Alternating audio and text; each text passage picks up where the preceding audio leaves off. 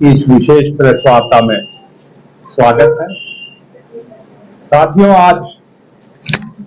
राष्ट्रीय अल्पसंख्यक आयोग ने एक अपना बयान आया है दिल्ली से और उसमें कहा है मुहू हिंसा संगठित अपराध नहीं है। 31 जुलाई की जो घटना है वो अपने आप में एक दुर्भाग्यपूर्ण घटना है। हम पहले दिन से कह रहे हैं और पहले दिन से ही हम ये कह रहे हैं ये संगठित अपराध नहीं था।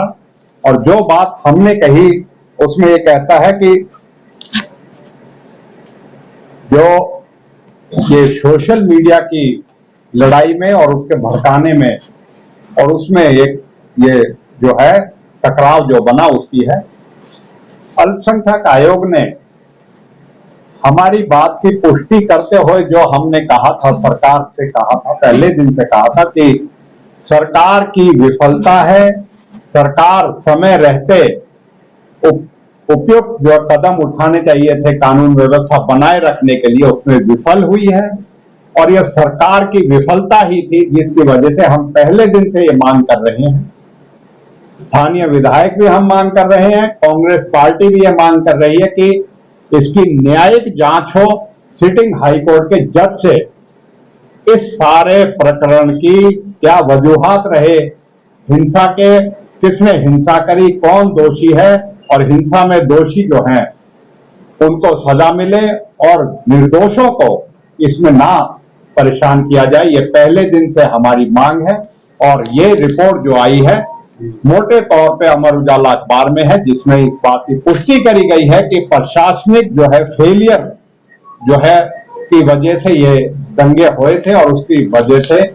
आज हम फिर से आपके माध्यम से, हमने पहले भी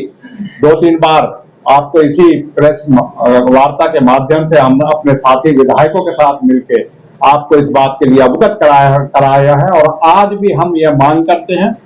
कि जहां सरकार की अपनी विफलता है वहां सरकार कैसे न्यायोचित जो है न्याय लोगों को दे सकती है। दोषियों को दोष के अनुसार उनको सजा दी जाए, लेकिन निर्दोषों को इसमें बिना सबूत के जो फंसाया जा रहा है उस पर हमें पहले दिन भी एतराज था, हमने बीच में भी एतराज किया और आज भी आपके सामने हम कुछ ऐसे तथ्यों को आपके सामने बीच में पेश करेंगे जिससे कि आप सब लोगों को पता लगेगा कि हम क्यों न्यायिक जांच कर रहे हैं, क्यों सिटिंग हाईकोर्ट के जज से जांच कर रहे हैं। क्योंकि जब न्याय देने वाले प्रशासन और सरकार जो है भेदभावपूर्ण तरीके से जो अपना व्यवहार करेगी तो उसमें किस तरीके से हम न्याय करेंगे। जबकि सरकार ये कहती है कि हमने उच्च अधिकारियों की एक टीम, क्योंकि मैं और स्वयं चौधरी इलियास डीजीपी से मिले थे और हमने कहा था कि उच्च अधिकारियों की निगरानी में होनी चाहिए। वो कहते तो ये हैं उच्च अधिकारी को, लेकिन मैं एक आपके सामने उदाहरण पेश करूंगा कि किस तरीके से पहले दिन से नूह की पुलिस और हरियाणा सरकार अपनी कार्रवाई में न्याय तो देना दूर, हमें लगता है भेदभाव करके एक विशेष समुदाय के प्रति अपना जो है कर्तव्य निष्ठा ना निभा के उसके खिलाफ कार्रवाई कर रही है। साथियों, इस जो अल्पसंख्यक आयोग के सामने भी मैं एक बात कहूंगा कि उन्होंने दंगे की बात तो कही, पर उसमें दंगे के साथ साथ क्यों नहीं बात कही कि जिनका नुकसान हुआ है, जिनका दंगे में नुकसान हुआ, दंगे के बाद जिनका मकान दुकान और जिनके व्यवसायों को तोड़ के हजारों की संख्या में उनकी जो है रोजी रोटी छीन के उनका जिनका कसूर नहीं था उनके मकानों के लिए जो और उनका जो हनन हुआ है, उनका जो हुआ है उसके बारे में क्यों नहीं करी, क्यों निर्दोषों के बारे में कार्रवाई नहीं करी कि निर्दोष आदमियों के लिए करने के लिए। इसमें कहीं ना कहीं आयोग की जो कार्रवाई है वो भी पूरी नहीं है। साथियों, मैं एक आपके सामने उदाहरण पेश करूंगा कि किस तरीके से हम पहले दिन से कह रहे हैं कि प्रशासन, नूह का पुलिस प्रशासन और जिला प्रशासन किस तरीके से अपनी कर्तव्य में फेल हुआ और अब कार्रवाई करके भी कार्रवाई जो हो रही है उसमें किस तरीके की कार्रवाई हो रही है। आम आदमी को तो फंसाना दूर है, एक विधायक को भी जबरदस्ती 4 केसों में झूठा फंसाने का मामला भी आपके सामने आया है। मामन खान का जो 4 मुकदमों लिया गया। इसी के साथ साथ अरशद सन of Hanif, Deen Mohammad son of Shakoor, Rashid son of Majid, Munahid son of Shahida, Shahrukh son of Ali Sher, Rashid sun of Hanif, ये सारे अटेरना शमशाबाद नगीना के बाशिंदे हैं। अरशद सन ऑफ अली शेर, Umardeen son of Deen Mohammad, Adil DSP son of Fateh Mohammad, Haris alias Tulli son of Shrichand, Taufiq son of Sattar, Sakib son of Muddin, Haroon Rashid son of Wali Mohammad, Mannan son of Wali Mohammad, Fajar Noor son of Razzaq, ये सारे नगीना गांव के बाशिंदे हैं। इरशाद सन ऑफ इब्राहिम, शहीद सन ऑफ दीनू, ये पिथौरपुरी के हैं दोनों।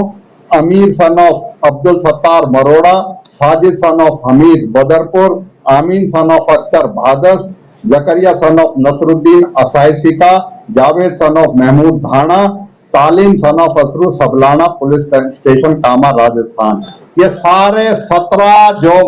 नामित हैं, 23 व्यक्ति जो हैं,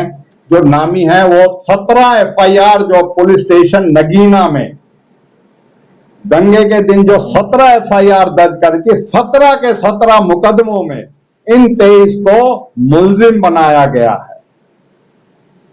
17 मुकदमों में 23 को मुलजिम बनाया जाना, और उसमें 23 में से भी एक हारून रशीद सन ऑफ वली मोहम्मद है, यह 70% अपाहिज है, ये पोलियो से ग्रस्त है, इसको भी 17 के 17 मुकदमों में कर देना, और उसी का भाई जो है हन्नान सन ऑफ वली मोहम्मद, दोनों को 17 के 17 मुकदमे। आप देख सकते हो कि किस तरीके की कार्रवाई हरियाणा पुलिस कर रही है, इस दंगे के बाद की कार्रवाई किस तरीके, और क्यों सवालिया निशान, और क्यों ना इनकी राजस्थान। ये सारे 17 जो नामित हैं, 23 व्यक्ति जो हैं, जो नामी हैं, वो 17 एफआईआर जो पुलिस स्टेशन नगीना में दंगे के दिन जो 17 एफआईआर दर्ज करके 17 के 17 मुकदमों में इन 23 को मुलजिम बनाया गया है। 17 मुकदमों में 23 को मुलजिम बनाया जाना, और उसमें 23 में से भी एक हारून रशीद सन ऑफ वली मोहम्मद है, यह 70% अपाहिज है, यह पोलियो से ग्रस्त है, इसको भी 17 के 17 मुकदमों में कर देना, और उसी का भाई जो है हन्नान सन ऑफ वली मोहम्मद, दोनों को 17 के 17 मुकदमे। आप देख सकते हो कि किस तरीके की कार्रवाई हरियाणा पुलिस कर रही है, इस दंगे के बाद की कार्रवाई किस तरीके, और क्यों सवालिया निशान, और क्यों ना इनकी विश्वसनीयता पे सवाल उठे। सबके सब इसमें जमानत हो चुकी है, सबके 2 की जमानत हो चुकी है, सबकी वो है। जब पता लगा रिमांड पेपर में, ये रिमांड पेपर है जिसमें पता लगा कि 17 के 17 मुकदमों में इन 23 व्यक्तियों को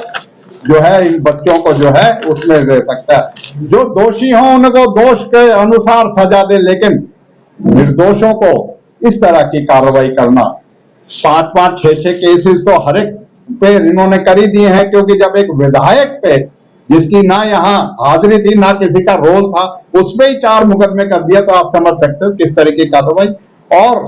पुलिस की कार्रवाई और संदेहजनक इसमें हो जाती है। एफआईआर नंबर जो है 252, police station city Nuh, Munsharif son of Majid, Mustakeem son of Azad, Mubeen sun of मजीद, ये बड़ौजी गांव के हैं। इनको पुलिस स्टेशन नूहू सिटी में 252 में जो है अरेस्ट किया जाता है। जब इनकी बेल हो जाती है माननीय अदालत से, तो FIR number 253 2023 police station city Nuh, एक ही पुलिस स्टेशन में फिर से बेल होने के बाद प्रोडक्शन वारंट लिए जाते हैं। आप समझ सकते हो, एक ही पुलिस स्टेशन में अगर 2 केसेस थे तो उन पे जबी के जबी कार्रवाई क्यों नहीं करे। सिर्फ इनको क्योंकि इनकी बेल हो रही है, अदालत इनको जो है इनके दोष के अनुसार इनको बेल दे रहा है, तो उसको सबक सिखाने के लिए प्रोडक्शन वारंट लिए जा रहे हैं। ऐसे सैकड़ों जो है मुलजिमों के खिलाफ जिनकी बेल हो रही है, उनको प्रोडक्शन वारंट दूसरे केसेस में उसी पुलिस स्टेशन के अंदर दिए जा रहे हैं, जिससे पता लगता है कि पुलिस किस तरह की कार्रवाई कर रही है। और हमारे आपके माध्यम से यही है कि पुलिस ज्यादती तो करती थी, लेकिन आप सब ज्यादती पे ज्यादती करी जा रही है। सबसे पहले तो निर्दोष लड़कों को उसमें फंसाया गया, उनके बिना सबूत के उनको करा गया। 4-4 बच्चों को गोलियों का मतलब जो है एनकाउंटर दिखाया गया कि भाई इनको कर रहे हैं, सबकी गोली पांव में ही लगती है, ये भी बड़ी है, और पहाड़ में वो भी तावड़ू में ही लगती है, किसी की एक ही जगह पे लगती है। मतलब आप देख सकते हो किस तरीके से निर्दोषों को फंसाने के लिए एक केस में नहीं 17 केसेस में मतलब जो है फंसाया जाता है। ये सारा संदेहजनक हो रहा है, और इसमें मैं यही कहूंगा कि हम पहले दिन से जो मांग कर रहे थे उसका जो है आपने देखा कि अल्पसंख्यक आयोग केंद्र सरकार के ने भी बहुत हद तक उसमें जो है इस हमारी बात को माना है। तो हम आपके माध्यम से आज यही बात कर रहे हैं कि सरकार अपना विश्वसनीयता खो चुकी है। आज भी हम सरकार से आपके माध्यम से मांग करते हैं कि इसमें न्यायिक जांच हो, सिटिंग हाई कोर्ट के जज से न्याय हो, दोषियों को दोष अवश्य मिले, लेकिन निर्दोषों को सिर्फ अपनी जो है सबक सिखाने की जो नियत से हरियाणा पुलिस जो कार्रवाई कर रही है उससे हरियाणा पुलिस बाज आए, और निर्दोषों को जो है उनको उनका निर्दोष जब जैसे जैसे निर्दोषता साबित हो रही है उनको दूसरे केसेस में फंसाया जा रहा है। इसी वजह से आज ये हम आपके सामने इस को उठाने के करेंगे। और इसी तरीके से एक डिनर हेडी के बच्चे की भी शिकायत हमारे पास आई थी, और उसमें भी उसकी वेरिफिकेशन होने के बाद, ऐसे बहुत से केसेस हैं जिनकी वेरिफिकेशन होने के बाद उसके माँ बापों ने एसपी को दरखास्त भी दी थी कि हमारे बच्चे के साथ ये हुआ, और उसका वेरिफिकेशन होने के बाद भी उसको फिर से उठा के और फिर से उसको और इतनी उसको प्रताड़ना दी गई है, इतनी उसके साथ वो करी गई है कि उसका जो है बयान नहीं करा जा सकता, इतनी 3rd डिग्री उसके साथ सलूट किया गया। ऐसी कार्रवाई जो है हमारे यहाँ बच्चों के साथ, निर्दोष बच्चों के साथ हो रही है। दोषियों के साथ दोष के अनुसार उनको खूब सजा दी जाए, लेकिन निर्दोषों के साथ हो रही है, उसका हम विरोध कर रहे हैं, और कानून के माध्यम से भी और सड़क पे और आगे आके आना पड़ेगा तो हम ऐसी कार्रवाई का विरोध करेंगे। इसी बात के लिए आपके बीच में आज इस बात को कहने के लिए हम अपने साथियों सहित अपने इलाके की जो ये घटना हुई, इस घटना में जो दोषी हैं उनके खिलाफ कार्रवाई करें, लेकिन जो निर्दोष हैं उनके खिलाफ ऐसी कार्रवाई करने हम विरोध करते हैं। और आपके माध्यम से ये भी कहना चाहते हैं कि मुआवजा जिनका नुकसान हुआ दंगे में उनका मुआवजा भी तुरंत दिलाया जाए। मुख्यमंत्री बातें बड़ी करते हैं, लेकिन क्रियान्वयन के नाम पे उन बातों पे नहीं किया जा सकता। और अगर जो हमारे होमगार्डों को भी ये सरकार जो है उनका जो होमगार्ड जो यहाँ जो शहीद हुए थे इस दंगे में, उनको भी जो है इंश्योरेंस के पैसे दिए गए हैं, सरकार ने अपनी तरफ से पैसे नहीं दिए। हम प्रेस कॉन्फ्रेंस में भी कहा था, आप भी कह रहे हैं, सरकार उनको उनकी ड्यूटी पे थे, ड्यूटी पे होते हैं, उनको इंश्योरेंस के अलावा भी उनके परिजनों को दे। फतेहाबाद के एक परिजन का तो अभी आया है, एक दिन पहले ही अभी हमारे कहने के बाद उसको मुआवजा दिया गया, लेकिन औरों को भी ये मुआवजा दे। इस बात को कहने के लिए आज आपके बीच में आए हैं। और इस सरकार से विश्वसनीयता उठ रही है, इस सरकार से लोगों का विश्वास उठ रहा है, और मुख्यमंत्री और सरकार को अगर थोड़ी सी भी अभी नैतिकता बाकी है तो अब भी न्यायिक जांच के आदेश करके इस सारे घटनाक्रम के लिए दोषियों को सजा दिलाएं, लेकिन निर्दोषों के खिलाफ ऐसी कार्रवाई ना हो, उसके लिए न्यायिक जांच हो, और जो कसूरवार है, जो सरकार की अपनी कमी है, वो भी उजागर होकर लोगों के सामने आए।